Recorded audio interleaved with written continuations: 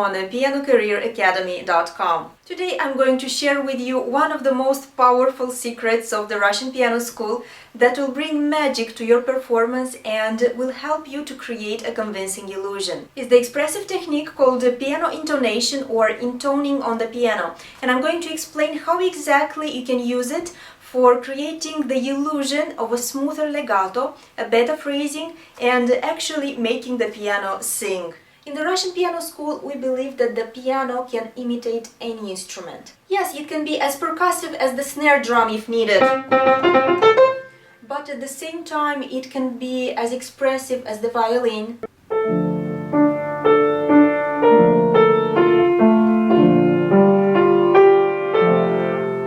as the cello or the flute.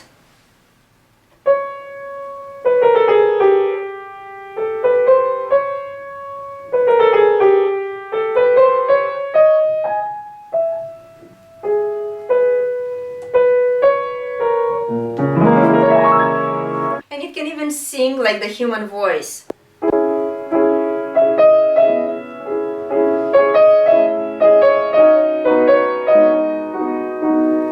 However, what makes string or wind instruments so expressive is the fact that performers can maintain the sound on the same intensity level, or even make crescendo while holding a certain note for as long as their bow or their breath allows. This is the foundation of a smooth, expressive legato, because these instruments can play 2, 3, 10 or more notes on the same level without any gaps, making the transfers between notes almost unnoticeable, this way creating an objective real legato. Because as you well know, legato is that articulation effect that allows us to play several notes on an uninterrupted line, really well connected, really smoothly, so there will be no gaps between these notes. Unfortunately, it's impossible to create on the piano a real objective legato. Yes, I am serious, and now I'm going to explain why. And then I'm going to show you how the intoning technique can help you to create the illusion that you're actually making an objective legato. So, on the piano, we cannot hold a note objectively on the same intensity level after the sound has been produced. This is because the piano is basically a hammer and string instrument. After the hammer hits the string,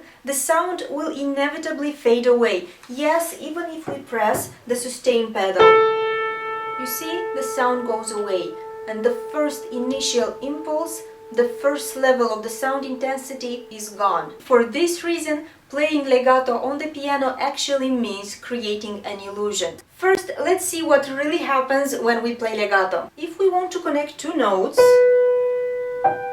then when we press the second note, the first one is already partially faded, and there will be a gap between these two sounds. The slower the tempo, the more obvious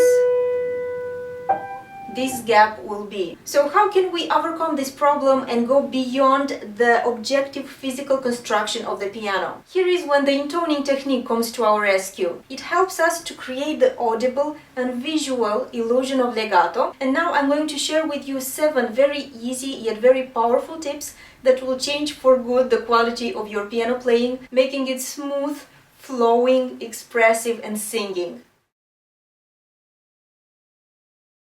As I mentioned in almost all my tutorials, the foundation of a correct professional piano playing habit is the whole arm action principle. Playing from the entire relaxed weight of our arms, and not by taking the needed force only from the fingers like this. Besides protecting us from tension, pain and hand injuries, this technique also allows us to create a deep, beautiful piano sound.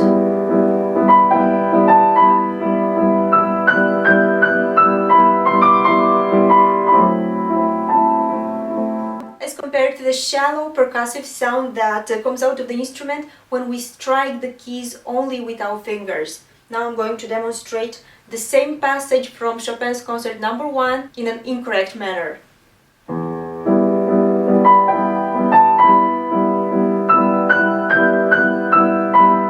Can you see the difference? And now I'm playing with my arm.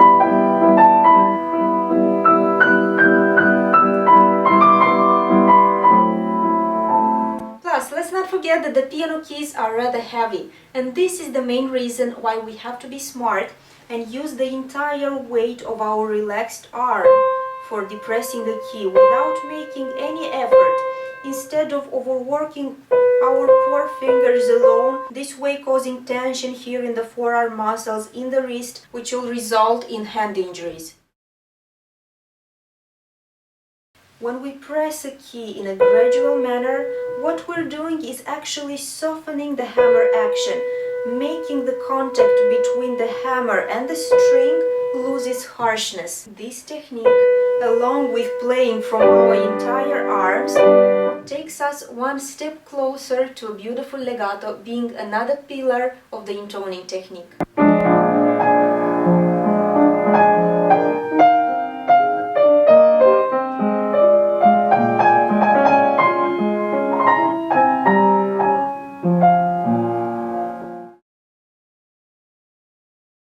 Keep your wrist loose and relaxed. A flexible wrist has double benefits. It protects us from pain, which happens when we play in a tensed manner with immobile joints, and it also softens some more the key attack, making the sound more vibrant and noble. On the other hand, if you keep your wrist immobile, your sound will still have a certain harshness to it, and it will be very, very difficult to make legato having such a sound as your building material. So no matter what you play, keep your wrist as flexible and relaxed as possible.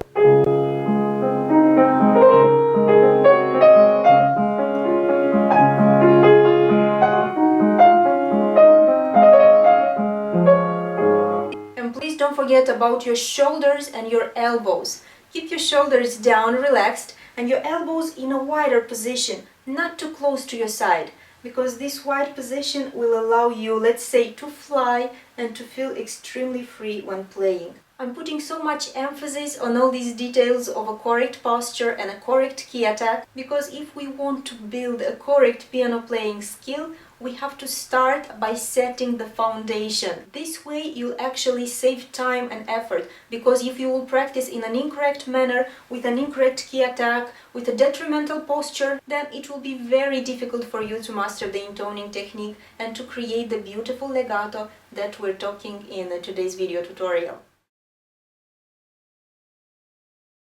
The technique, which is called the walking arm, is another efficient secret of the Russian piano school, being yet another brick in building the illusion of legato. Let's make a comparison. Now I'm going to play by raising one finger at a time without involving arm weight, as most beginners unfortunately do nowadays.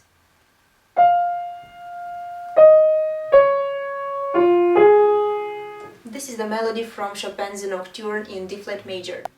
Even if the notes seem to be connected, they still sound somehow separated, because each note is played on a separate movement, on a separate impulse, you see. And now I'm playing by connecting several notes on a single movement, transferring the weight of my arm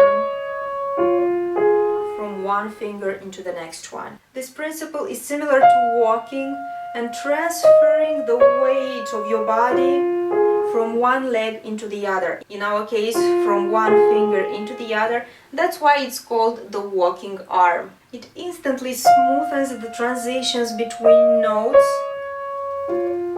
and minimizes the gaps, this way reinforcing the illusion of legato. I try to create the impression that each consecutive note is a continuation of the previous one, as if it flows from the previous note, as if it's born from it, so to speak. When you play in this manner, you have to have the feeling that you push yourself from the keys with each finger, instead of simply lowering each finger towards the key. I hope you can hear the difference. There is lots of relaxed pressure involved in this technique, and it helps us to create a deep, beautiful and professional piano sound. And now the cherry on the cake, the last technical element of the intoning technique, the one behind its name.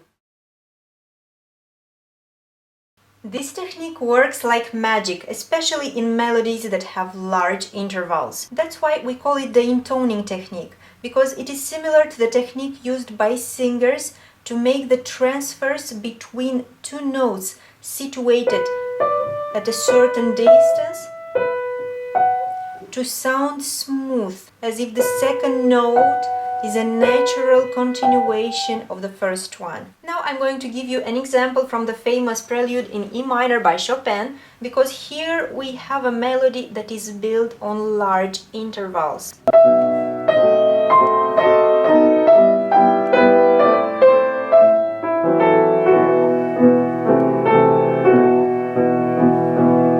So on. And now I'm going to show you how to use horizontal wrist navigation for creating the illusion of legato and smooth transitions between notes. This technique is also called wrist anticipation, because we anticipate with our flexible wrist the texture of the melody, its layout. If the melody goes up, as if in this case, the wrist goes up first, as if taking the fingers with it, placing the fingers in the needed position in a very relaxed, flowing manner. This gesture instantly makes the second hammer lose the harshness of its attack. And we have the illusion that these two notes are played on a very flowing legato. But of course, this gesture has to be based on all the other elements that I shared with you until this moment.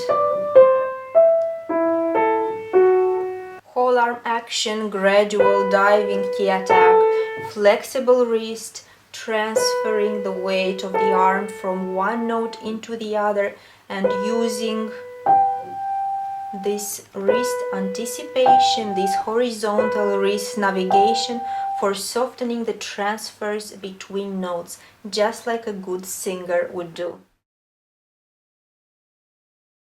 What happens if we play two notes on the same intensity level by applying the same amount of pressure, the same amount of arm weight? For example, I'm playing two notes now on the same intensity level without using the intoning technique. Because the first one has already faded, when we play the second one with the same sound intensity, it actually will sound louder, because its volume will create a contrast to the previous fading note. I agree, this is very annoying, playing two notes on the same intensity level and creating the impression that actually the second note is played louder. However, if we're smart, we can use this annoying particularity of the piano mechanism to our advantage. Listen to the fading of the first note and match the second note to the same volume level, like this, by using the intoning technique.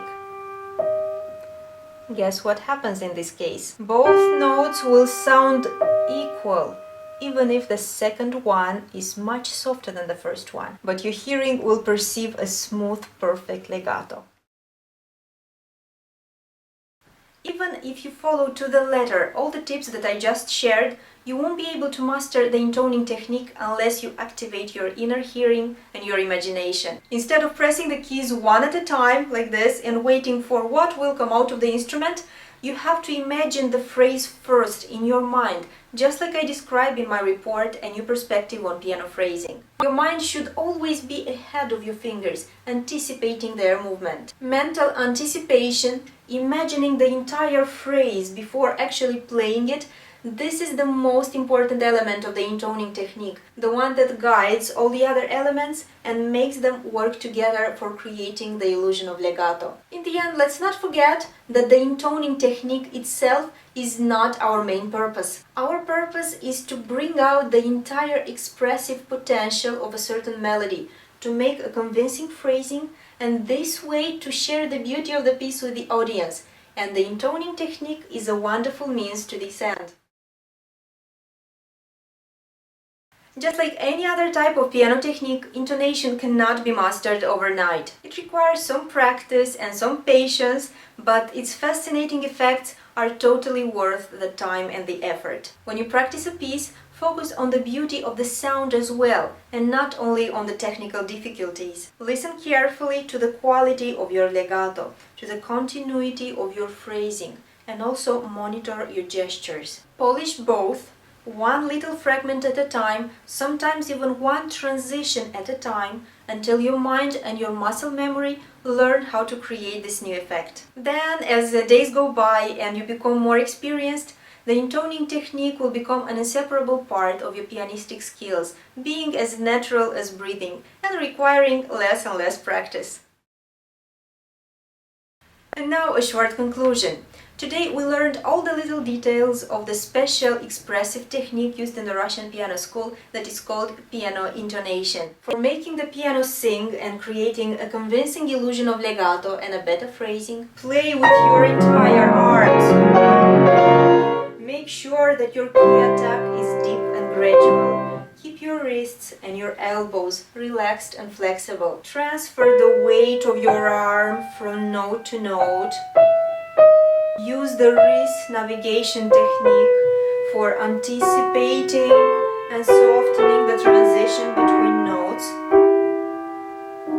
Imagine the phrase before actually playing it, and of course go to the instrument and put into practice everything you have learned. I'll remind you that the learning happens when the fingers start moving and when we put into practice all the new information that we have just discovered. And one more thing, piano intonation is not a technique for advanced students. It can be mastered by beginners as well, from the very moment you guys learn what legato is and how it should be played. The sooner you learn how to play flowingly, you see, this is very easy.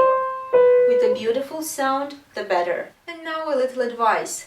Beware of tension, no matter if we talk about the intoning technique or generally about your piano practice. Sometimes we get tensed not simply because our posture is incorrect. We get tensed because we try too much. And in these moments we simply have to let go and make sure that relaxation comes first, and then comes the beautiful sound, and then comes the technical accuracy. If we structure our priorities like this, in fact, we'll progress much faster. And will not simply progress from a technical point of view. We'll actually become real pianists, expressing something with our playing and enjoying our practice, which is probably the most important thing of all. Also, don't be discouraged if you don't see dramatic results from the very first attempt. Rome was not built in one day. Be persistent, believe in yourself, and have fun learning the intoning technique, making the piano sing and playing with flow and ease like a true professional. My name is Ilinka Vartik. Thank you for watching this video, and if you want to discover more exclusive piano playing tips, join my piano coaching program at pianocareeracademy.com by clicking on the link in the description box below, and have instant access to hundreds of other detailed piano playing tutorials that reveal the secrets of the Russian piano school and my holistic approach on piano playing and lifestyle. Also, don't forget to send me your questions and your comments, because I'd love to hear about the results that you're getting from implementing the information that I shared with you. Take care, enjoy your practice, and I'll see you really soon. Bye bye!